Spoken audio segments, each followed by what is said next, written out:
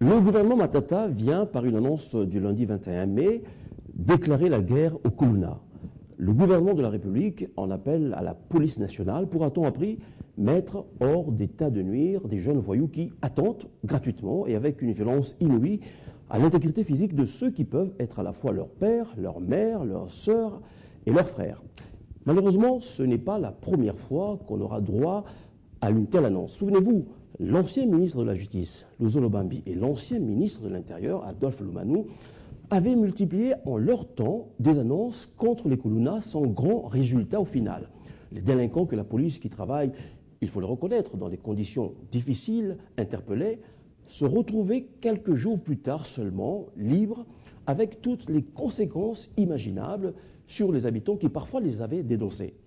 Ces jeunes causent des dégâts immenses. Des compatriotes ont perdu la vie, un policier a perdu un bras, d'autres ont assisté impuissamment à la dégradation de leurs biens. Plus grave, l'effort de reconstruction de notre pays est bien souvent anéanti par ces jeunes qui s'en prennent également aux biens publics.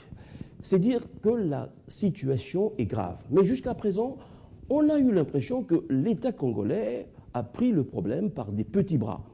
Le dysfonctionnement entre la police qui arrête et la justice qui libère est incompréhensible. Le commissaire général de la police s'est souvent indigné d'ailleurs de ce constat malheureux et attend que les ministères impliqués dans cette lutte accordent leur violon et surtout renforcent l'autorité de la police sur le terrain. La RDC n'est pas le seul pays au monde à faire face à la délinquance juvénile. Ces jeunes, pour la plupart, ont un parcours accidenté, chaotique, d'où l'obligation pour l'État de ne pas baigner dans le tout répressif. Il faut sans doute avoir aussi en parallèle une politique de réinsertion de ces jeunes.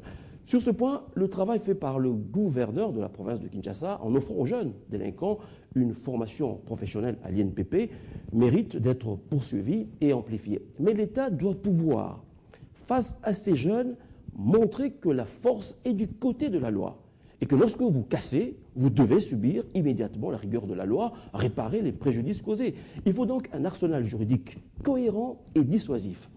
Toute la question est de savoir si le gouvernement Matata veut véritablement se donner les moyens de combattre ce fléau. Sans doute que le nouveau ministre de l'Intérieur, qui jouit d'une réputation de fermeté, même s'il n'est pas très connu, est un atout majeur pour le gouvernement. La réussite de Matata passera aussi par l'éradication des Kuluna.